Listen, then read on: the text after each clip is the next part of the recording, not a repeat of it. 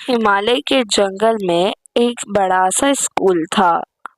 वो स्कूल गोविंद राम का था। वहाँ सारे पक्षियों के बच्चे पढ़ने जाते थे और वहीं पर टुनटुनी की बच्ची पिंकी भी पढ़ने जाया करती थी। पिंकी भी वहाँ पर ही पढ़ती थी, बाकी सबके साथ। सारे पक्षी उसके बहुत अच्छे दोस्त थे। उसकी माँ बहुत गरीब थी। वो फूल बेचकर अपना गुजारा करती। टुनटुनी ने 3 महीने से पिंकी की फीस नहीं भरी थी। वो बहुत टेंशन में थी। अगले ही दिन सेठ गोविंदराम ने पिंकी चिड़िया को बुलाया। अरे पिंकी, तुम्हारी मम्मा ने तो 3 महीने की फीस नहीं भरी। उनको जाकर कह देना कि अगर वो फीस नहीं भरेगी तो तुम्हारा नाम इस स्कूल के रजिस्टर में से काट दिया जाएगा।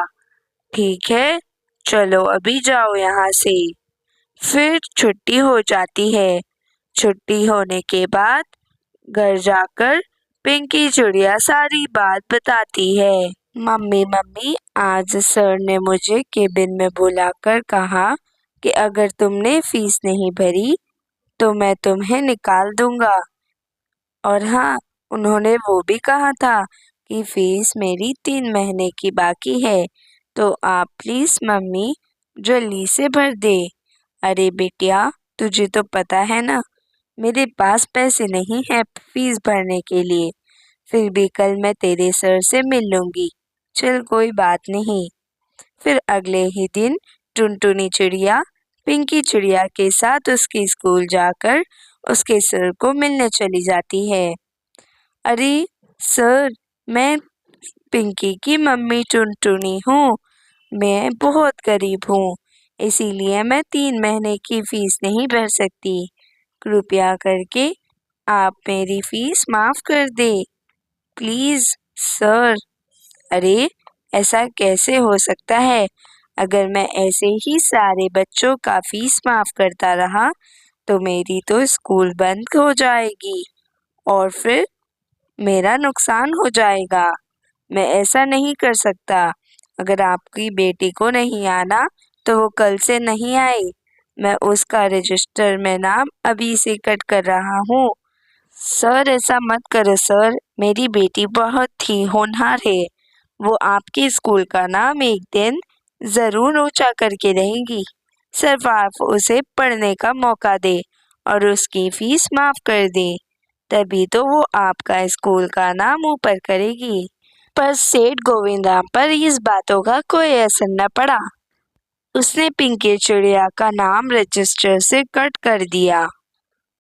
अगले दिन से पिंकी चिड़िया का स्कूल जाना बंद हो जाता है। ऐसे ही कुछ दिन बीत जाते हैं। तभी अचानक एक दिन जंगल में तूफान आ जाता है और तेज बारिश शुरू हो जाती है। उसके साथ ही बिजली की कड़कड़ाहट भी शुरू हो जाती है। कुछ ही देर में सारे पंछियों के घर डूबने लगते हैं और उस समय टुनटुनी चिड़िया अपने घर से बाहर होती है। अरे ये मैं क्या करूं क्या करूं, बारिश रुकने का नाम नहीं ले रही। मैं कैसे जाऊं अपने घर, कैसे? थोड़ी देर इस डाल के नीचे बैठ जाती हूँ। फिर जैसे ही बारिश कम होएगी मैं यहाँ से अपने घर की तरफ निकल जाऊंगी। चलो थोड़ी देर बैठ जाती हूँ। तभी थोड़ी देर में उसको कुछ आवाज सुनाई देती है।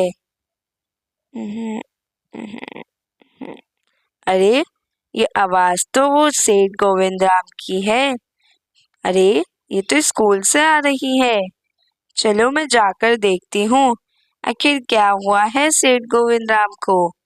मैं भी तो देखूं। फिर टुनटुनी चिड़िया स्कूल के ओर चली जाती है। कौन है? कौन है अंदर? कौन है? अरे कोई मुझे बचाओ, मैं स्कूल के ऑफिस में फंस गया हूँ। बचाओ, बचाओ। दरअसल ये हुआ था कि सेठ गोविंदराम अपने ऑफिस में काम कर रहा था। उसे पता ही नहीं चला कि तेज बारिश शुरू हो गई है। उसने देखा कि उसके ऑफिस में एकदम पानी बह गया और पानी की भरने की वजह से उसका दरवाज़ा लॉक ही रह गया। टुनटुनी चिड़िया ने अपनी चोंच की मदद से उस खिड़की के शीशे को तोड़ दिया और फिर सेठ गोविंद राम को अपने साथ बाहर ले आई।